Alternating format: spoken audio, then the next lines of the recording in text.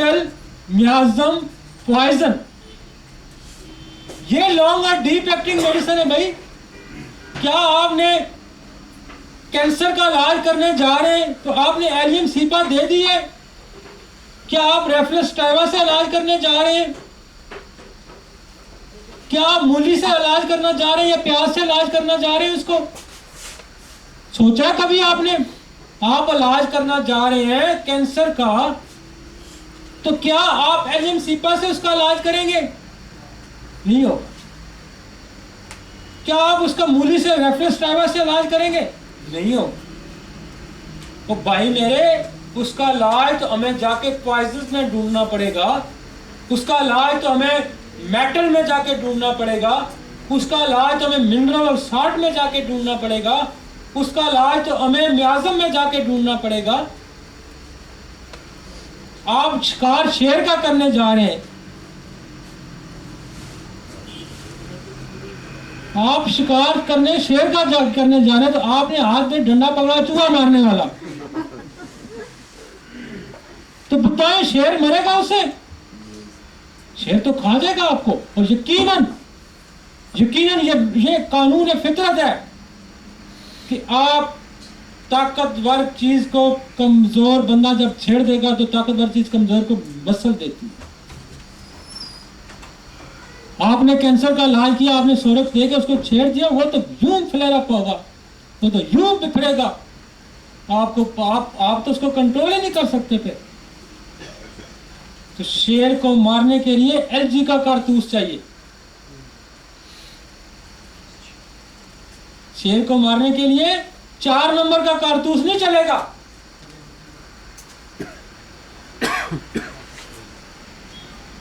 चार नंबर का कारतूस का हम शिकार में इस्तेमाल करते हैं तितर बटेर के लिए। तो जब हम शेर मारते हैं तो एलजी का कारतूस मारते हैं, और ये शेर डंडों से मार नहीं खाता। तो जब भी आप किसी बड़ी बीमारी, इसलिए वो एक आज का जो अफरोजम था उसमें क्या वो जिक्र कर रहा है, जो मैंने आज का अफरोजम आपको उसे कहा कि बड़ी बीमारी आती है जब, तो छोटी बीमारी को यूं खा जाती है।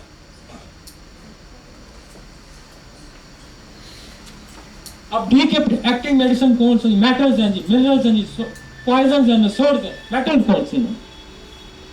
मेटल आपकी फेरम, आपका ओरम, आपका अर्जेंटम, नेट्रिकम, argentum met, aurum met, ferrum की फैमिली, ओरम की फैमिली, ये सारे मेटल्स हैं, और ये डीप एक्टिंग है और लॉन्ग एक्टिंग है। इसी तरह मिनरल्स आपके जो है, जिसमें फास्फोरस है, जिसमें कैल्शियम है, इसी तरह सॉल्ट्स हैं आपके, नाइट्रियम म्योर है, नाइट्रियम सल्फ है, ये जो सॉल्ट्स का एक ग्रुप है।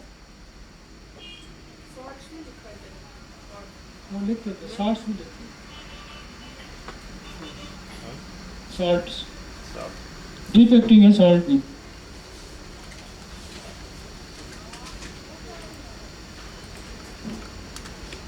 तो सिलेक्शन ऑफ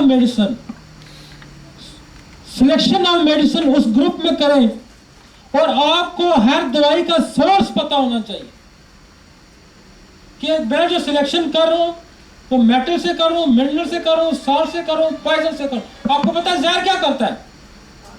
जहर गहराई तक काम करता है और फटाफट काम करता है, बंदे को मार देता है। आपके जितने स्नेक पॉइजन है सारे शॉर्ट एक्टिंग है और डीप एक्टिंग, सेल तक अंदर मार देते हैं और फौरन डेथ करवा देते हैं। हम पिछली सीरीज कितनी पढ़ रहे हैं? आज भी मैं एक जहर जो आज मैंने जो पढ़ाना था, कोनियम मैंने पढ़ाना था, वो भी एक जहर है। हमने आर्सेनिक पढ़ा, वो भी जहर है। हमने रस्ट पढ़ा, वो भी जहर है। हमने ब्रायोनिया पढ़ा, वो भी जहर है। हमने एकोनाइट पढ़ा, वो भी जहर है। हमने ब्रायोनिया पढ़ी, वो भी, बेलाडोना पढ़ी, वो भी जहर है। भाई सारे जहर दवाइयां हैं। हाँ, बेलाडोना पॉइजन है, एकोनाइट पॉइजन है, ब्रायोनिया पॉइजन है, बर्बरस पॉइजन है। दूसरी तरफ आए ना, रेफरस टाइवा सब्जी है, एलियम सीपा सब्जी है, एलियम टाइवा सब्जी है। तो सिलेक्शन ऑफ मेडिसिन क्या सब्जी से करें? सब्जी से कैंसर ठीक करेंगे, पॉइजन से कैंसर ठीक करना है भाई, मेटल से कैंसर ठीक करना है भाई। तो सिलेक्शन ऑफ मेडिसिन गलती वहां कर जाती है। अब मैं आपको बताता हूं, एन वही अलामात हैं जो बेलाडोना की है, एन वही अलामात हैं जो कलकिरियाकार भी है। खुदा ने एक चीज प्लांट्स में पैदा की है और वही चीज उसकी कॉपी जो है उसने केमिकल्स में दी है। मसलन वही अलामात ब्राह्मण ने रखती है, वही प्लांट में रखती है, वही दवा वही अलामात क्रॉनिक में एल्यूमिना में केमिकल में उसने रख दिया, वही अलामात फर्टिलाइजर रखती है और वही उसकी जो केमिकल्स आप जब प्लांट से निकाल के केमिकल में आ जाए तो काली सल्फ आपको वो मिलेगी, उसमें वही बेलाडोना मिलेगी, वही जनाब आपको कलकिरियाकार मिलेगी, वही आपको एकोनाइट मिलती है प्लांट में, वहां जाके आपको सल्फर केमिकल में मिलती है। तो क्या आप सिलेक्शन ऑफ मेडिसिन को ये कंसीडर का आप बेलाडोना कलकिरियाकार का काम नहीं करती। अलामात बेलाडोना के पांव ठंडे हैं, कलकिरियाकार के भी पांव ठंडे हैं, क्योंकि बेलाडोना का पौधा ही कलकिरियाकार में पैदा होता है, बेलाडोना का पौधा ही कलकिरियाकार में जन्म लेता है। तो उसके रूट्स के अंदर कैल्शियम पाया जाता है। तो जहां बेलाडोना का हल्का खत्म होगा, क्योंकि वो एक्यूट है और उसकी क्रॉनिक कलकिरियाकार, तो क्या हम इस चीज को कंसीडर करते हैं कि हम एक एक्यूट मेडिसिन को क्रॉनिक में इस्तेमाल कर रहे हैं और क्रॉनिक को एक्यूट में कर रहे हैं? नहीं, सिलेक्शन ऑफ मेडिसिन में हम कह रहे हैं कि हमने बहुत अच्छी दवा मुंतखब की, मेरा बड़ा लालच है, मैंने बहुत अच्छी, हम ये मेथड फॉलो नहीं करते।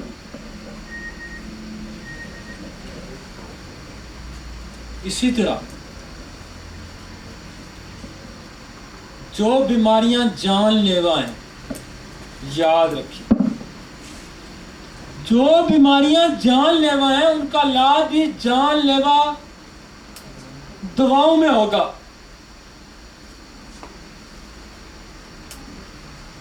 उनका दुआ सब्जी और टमाटर से नहीं हो सकता भाई। हनीमन कहता है सिमिलरिटी की बात वो पहले दिन से कर रहा है कि जैसा देश वैसा देश,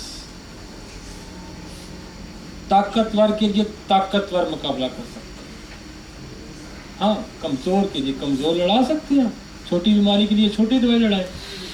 लेकिन जहां आप ये देखते हैं कि इस बीमारी को 15-20 साल हो गए, लिहाजा वो फिर मेटल लंबे अरसे तक काम करते हैं, मिनरल लंबे अरसे तक काम करते हैं,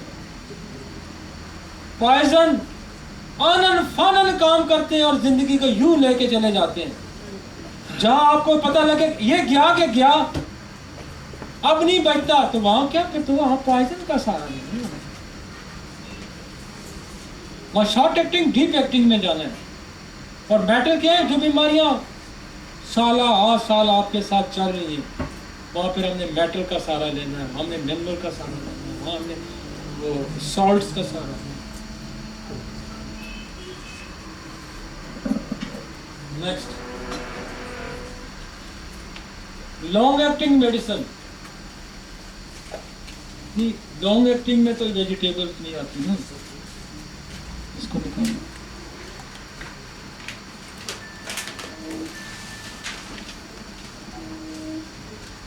अब लॉन्ग एक्टिंग डीप एक्टिंग हमने देखी है। लॉन्ग एक्टिंग में भी तकरीबन वही दवाइयां होती हैं, लेकिन लॉन्ग एक्टिंग में आपको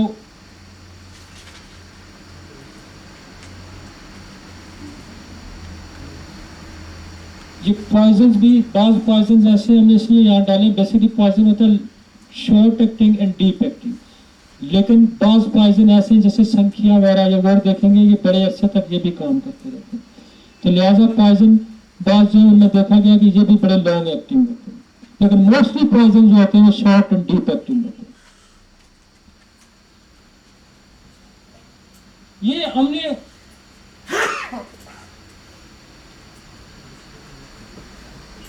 सारकोड्स का कुछ चीजें हमने यहाँ और ऐड की हैं। मसलन हमने यहाँ लफ्ज निसोर्स और सारकोड्स को भी लिखा है, फिर हमने रेडिएशन को भी लिखा है, और फिर इन्फेक्शन और वायरल किसे भी बनी हुई दवाइयां हैं हमारी बहुत सारी। सारकोड्स हम उसको कहते हैं कि जो जानवर की किसी सिक्रीशन से या एनिमल्स के किसी पार्ट से या पूरे एनिमल से कोई दवा तैयार की जाए तो उसको हम सारकोड कहते हैं। जैसे हमने पिछली दफा दवाई एक पढ़ी थी और वो थी थायरोडीनम, और थायरोडीनम का तल्लुक किस ग्रुप से है? सारकोड के ग्रुप से। जो आज है थायरोडीनम। और इसी तरह जब जैसे दवाई है पिट्यूटरी ग्लैंड, तो पिट्यूटरी ग्लैंड का तल्लुक भी सारकोड से है। इसी तरह यूट्रस दवाई है तो उसका तल्लुक भी किससे है? सारकोड से है। इसी तरह हमारी एक दवाई है ओफेरिनम, उसका भी तल्लुक किससे है? सारकोड से है, वो ओवरी से बनती है। तो इसलिए इससे एक दवाई है टेस्टीज या आर्काइटिनम, वो किससे तल्लुक रखती है? सारकोड से रखती है।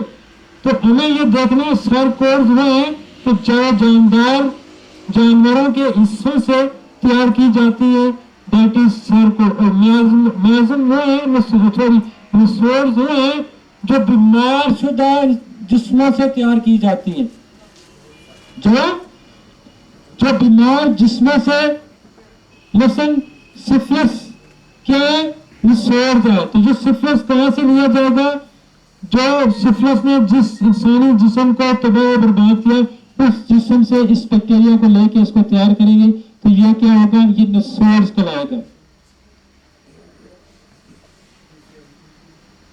अब बहुत सारी हमारी दवाइयां जो रेडिएशन से तैयार होती है, शुआओं से तैयार होती है। मसलन आपकी सोल है तो सोल किससे तैयार होती है? शुआओं से तैयार होती है। इलेक्ट्रिसिटी है और आपकी रेडियम ब्रोमेटम है। इसी तरह आपकी लूना है, एक्सरे है। ये वो दवाइयां हैं जो आपकी शुआओं से तैयार की जाती हैं। लिहाजा आपको ये भी पता होना चाहिए कि हमारी दवाइयों का दुनिया में सबसे ज्यादा सोर्स मेडिसिन जो है वो हमारे पास है, क्योंकि हम vegetables, plants, minerals, salt, metals, sarcodes, निसोर्स, रेडिएशन, हमारी मेडिसिन की रेंज बहुत बड़ी है।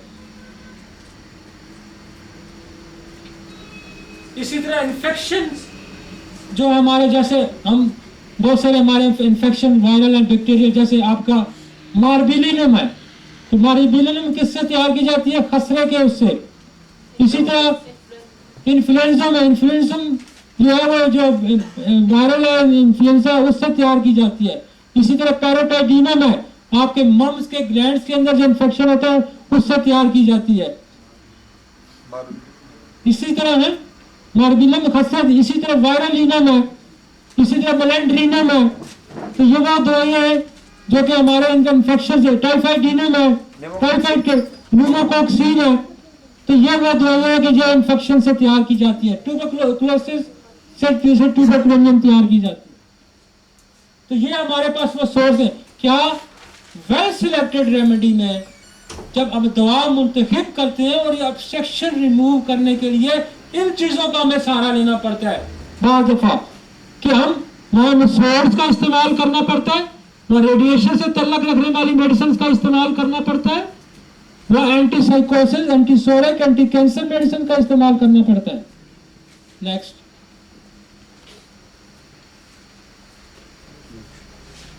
एक्यूट मेडिसिन कौन सी है? फॉर एग्जांपल है बेलाडोना, एकोनाइट, अर्निका, रस्टास। ये एक्यूट मेडिसिन हैं और आप इससे बाद मेडिसिन एक्यूट भी काम करती है, बाद क्रॉनिक भी करती है। लेकिन देखिए सोर्स ऑफ मेडिसिन क्या है। मैंने आपको कहा पॉइजन लंबा काम करेगी, गहरा काम करेगी, मेटल लंबा काम करेगी, गहरा करेगी। लिहाजा बड़े अरसे तक, नस्लों तक काम करते हैं, नस्लों तक। कैंसरियन सिफिलिस, साइकोसिस, टीबी कई पुश्तों तक जाती है, कई पुश्तों तक जाती है भाई। इसलिए खुदा कहता है कि मैं तेरी नस्लें बर्बाद करके रखूंगा। तुमने मेरे कानून की खिलाफ वर्जी की तो मैं तुम्हारी नस्ल बर्बाद करके रखूं। तो ये है नस्ल बर्बादी। जी, ये नस्ल की बर्बादी है कि आपने नेचर लॉ की खिलाफ वर्जी की। उसने ये नहीं नस्लें बर्बाद करने का जो मौलवी जो स्टेप लेते हैं, कि बेसिकली एक मैसेज आता है आपको इस तरीके से कि नस्लें कैसे बर्बाद होती हैं, इस तरह से बर्बाद होती हैं। नेक्स्ट,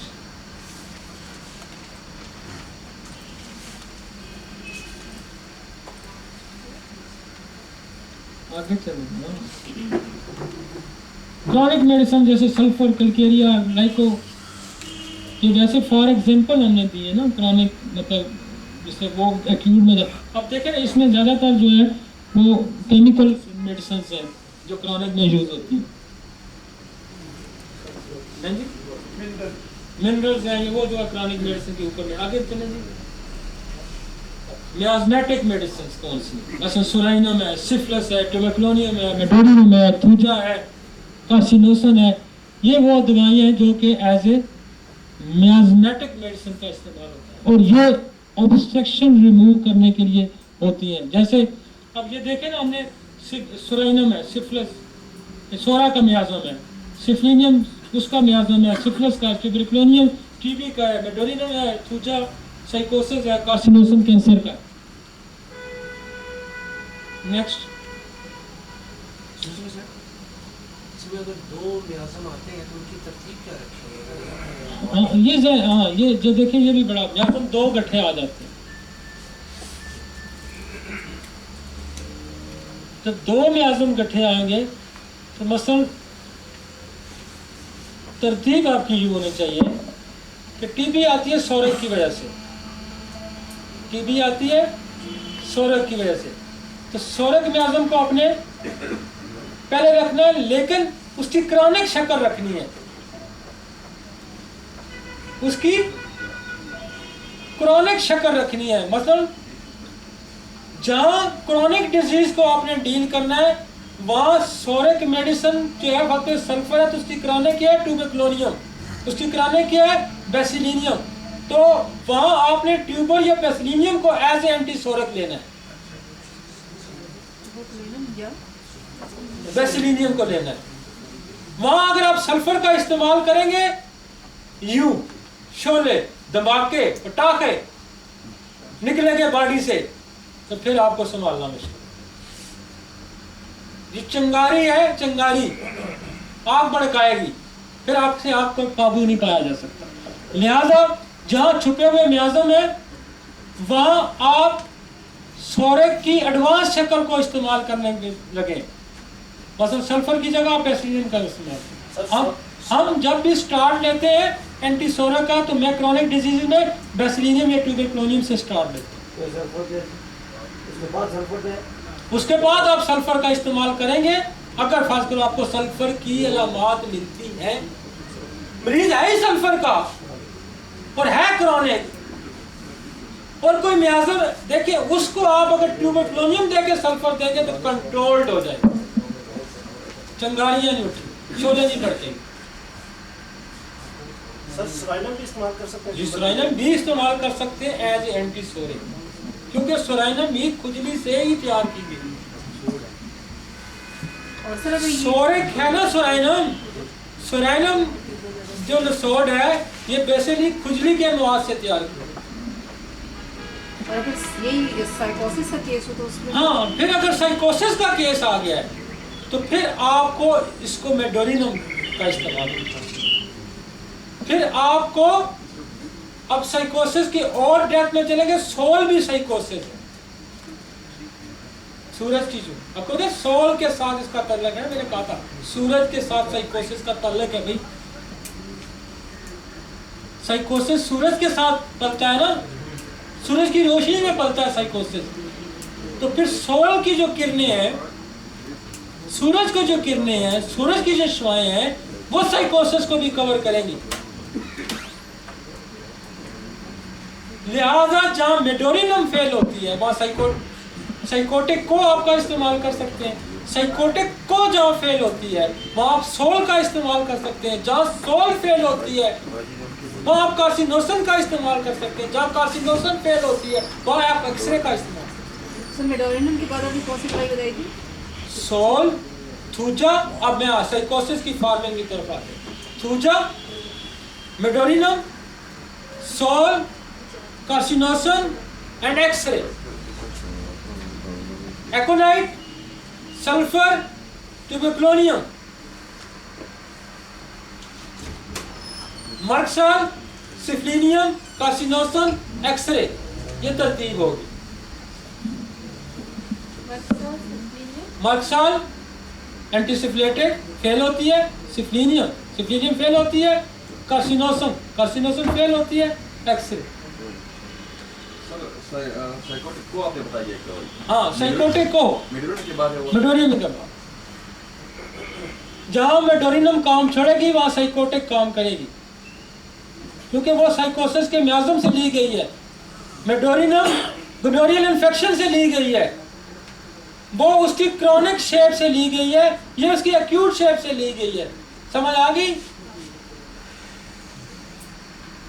जो मेडोरिनम बनाई गई है वो बेसिकली गोनोरियल इन्फेक्शन से बनाई गई है। जो साइकोटिक को बनाई गई है वो बेसिकली साइकोसिस म्याज़म से ली गई है, उसकी एडवांस शक्ल से।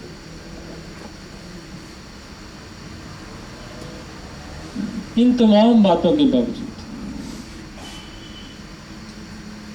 एक बात आती है सिलेक्शन ऑफ पोटेंसी की, कि हम तमाम बातों को समझते हैं लेकिन हम आके एक बड़ा ब्लंडर मार देते हैं पोटेंसी की selection. What is the remedy and what is the similimum? अगर आपको ये जानना बड़ा जरूरी है, दवा क्या है, रेमेडी क्या है। आपकी जो दवा निकलेगी, मतलब आपकी दवा बनती है belladonna, that is the remedy. लेकिन रेमेडी आपको ठीक नहीं करती। दवा आपकी वही है, आपकी कहा गया कि ये आपकी रेमेडी है, ये आपको ठीक करेगी, लेकिन कानून शफा की रोशनी में, होम्योपैथी की रोशनी में जो दवा आपकी बनती है वो नहीं ठीक करेगी, आपको ठीक करेगी similimum. Similimum the superior stage of remedy. Remedy is a belladonna and similimum is belladonna 1 mg, 10 mg, cm। जो पोटेंसी उस बीमारी को ठीक करेगी, दवा plus potency, that's called similimum. और आपने दवा बेलाडोना दे दी, निकल आई, और बेलाडोना आपने 1x में या 2x में इस्तेमाल करा दी, दैट इज नॉट सिमिलिमम। उसकी दवा बनती थी बेलाडोना 1 mg, आपने उसको दे दी 30 में, तो मरीज तो नहीं ठीक हुआ ना, क्या होगा? तो जब तक सिमिलिमम को आप नहीं समझते और टोटली हनीमन ऑर्गेनन में ये कहता है कि सिमिलिमम बनाना जो है वो मैं डॉक्टर की स्वाबदीद पे छोड़ता हूं कि वो कब, किस वक्त, कौन सी पोटेंसी का इस्तेमाल करें। एंड केंट कहता है, हनीमन कहता है, टेलर कहती है कि बोनिंग, टेलर अपनी इसमें लिखता है, केंट उसमें ड्रोसरा के चैप्टर में, कि बोनिंग एसन भी ड्रोसरा का इस्तेमाल काली खांसी में करता था और हनीमन भी काली खांसी का इस्तेमाल डॉक्टर साहब करता था काली खांसी में। हनीमन के पास काली खांसी एक हफ्ते में ठीक हो जाती थी और बोनिक एसिड के पास 1 महीना लगाती थी। दोनों में फर्क वो बताता है कि हनीमन 1M पोटेंसी यूज करता था और बोनिक एसिड 3x 4x करता था।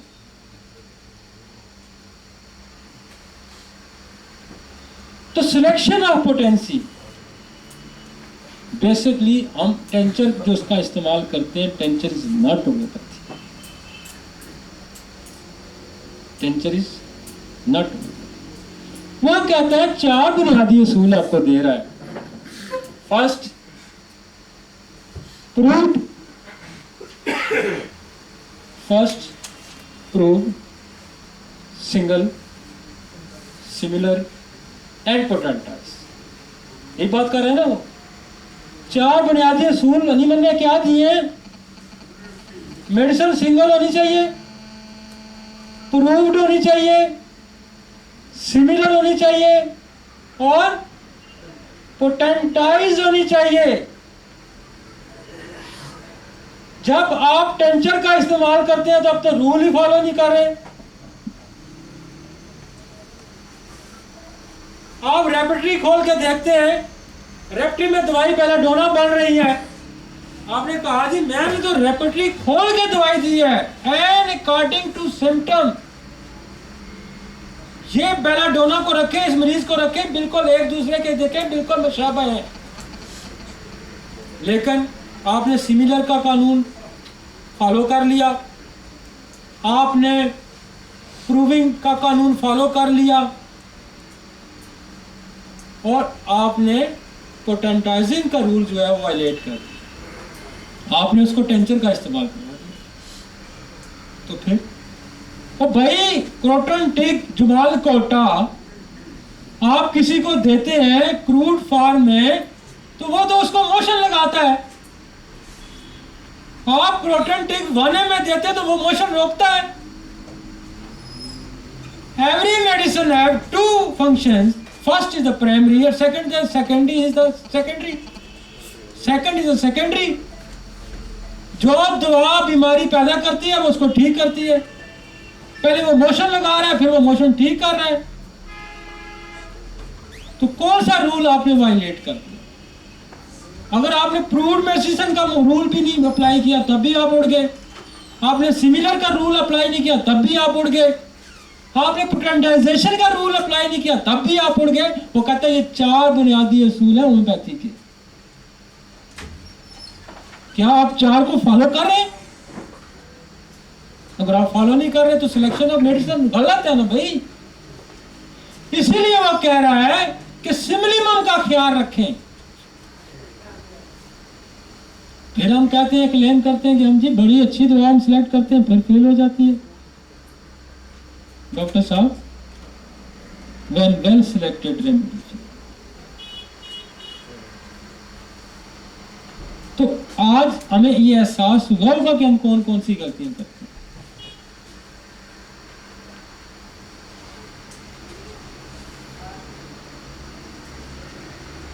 चले अब नंबर 5, ये मैं वो प्रिंसिपल आपको बता रहा हूं। ये मेरा लेक्चर, चूंकि आज हमारा लेक्चर फौरन चेंज हुआ है ना, पहले माइंड में नहीं था कि लेक्चर चेंज होगा। हम तो पिट्यूटरी ग्लैंड और मैंने कोनियम रखी थी और थेराप्यूटिक्स रखा हुआ था। ये मैंने आके ये बीच बीच में इसको मैंने कहा यार जिसको स्टार्ट करो, जो मैंने अभी लिखवाया सारा लेक्चर।